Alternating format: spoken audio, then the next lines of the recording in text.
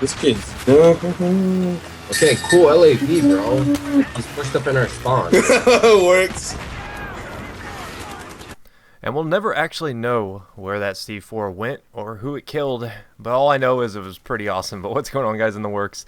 And yeah, I've been toying around a little bit with the C4 and the dirt bikes, and you know, as an avid tanker, I've found that the C4 dirt bike combination can be really frustrating.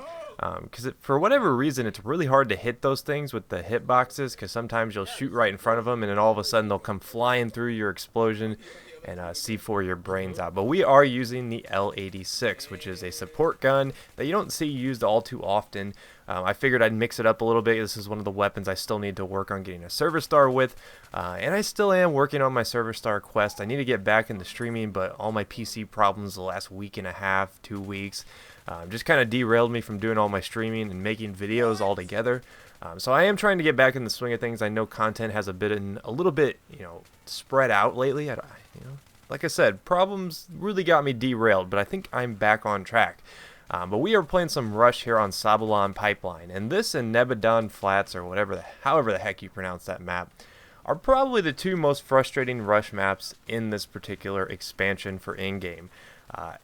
Honestly, this one in particular is really hit or miss. It can be really difficult as the attackers to get the first base, and it can be really difficult as the defenders to defend the last base. So it's a very bipolar map. There seems to be a lot of different areas that play differently depending on what side of the ball you're on. I mean, if you're attacking that first base, it's just so choke point oriented because you have to go in to where those two MCOMs are, and it can get really frustrating as the attackers because defense is pretty easy on that one. But if you can get past it, I think this map actually becomes pretty interesting. Now, I did mention Nabadon Flats being just the most ridiculous attacking MCOM on that first one.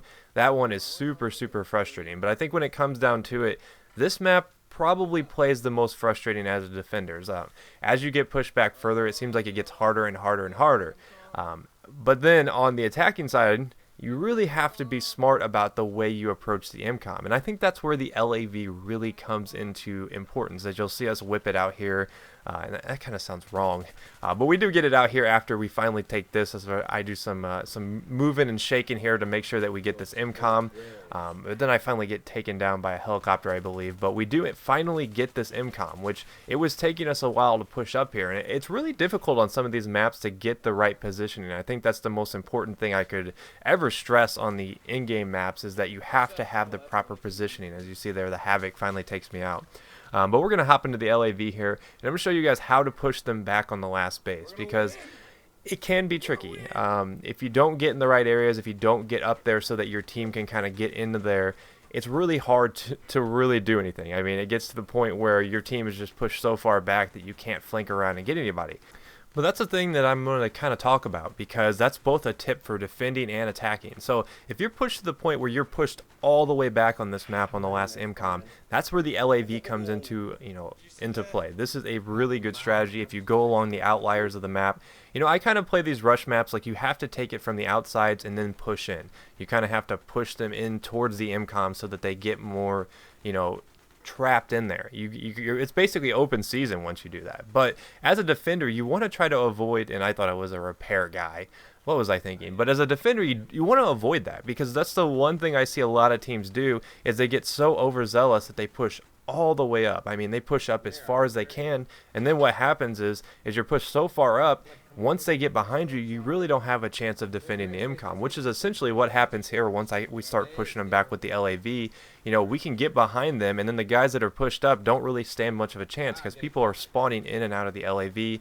We're holding them back, we're pushing them in towards the MCOMs, and I think that's the best strategy for these rush maps, because they can be frustrating, guys. I know that a lot of you guys on my last rush video were talking about just how frustrating you get on some of these in-game maps, and I feel you. Nebadon Flats, I still have not wrapped my head around being the attackers on that first base. I mean, it's just absolutely ridiculously hard, because there's no cover. You basically have to come over a hill. Everyone's got aim down sights at you waiting to kill you. So it can get really, really frustrating as a attacker on that particular base. But I think Sabawan Pipeline does play really interesting. It's definitely the most bipolar rush map I've ever played.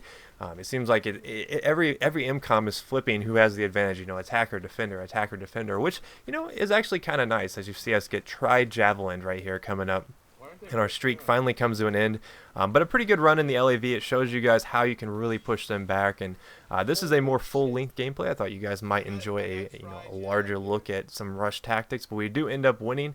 That tactic really paid off. But if you're missing my last videos, I actually did a Crisis 3 video yesterday. That's basically a wrap-up montage of the To Catch a Hunter tournament. And I'm also giving away a copy of Crisis 3 for each different platform, PC, Xbox 360, and PS3. So if you missed that, I really highly recommend going over there, checking that out, leaving a comment, leaving a like. And before that, I actually did a pretty cool in-game video if you're not a fan of Crisis 3. So you can check either of those out, and I will see you guys next time. Peace.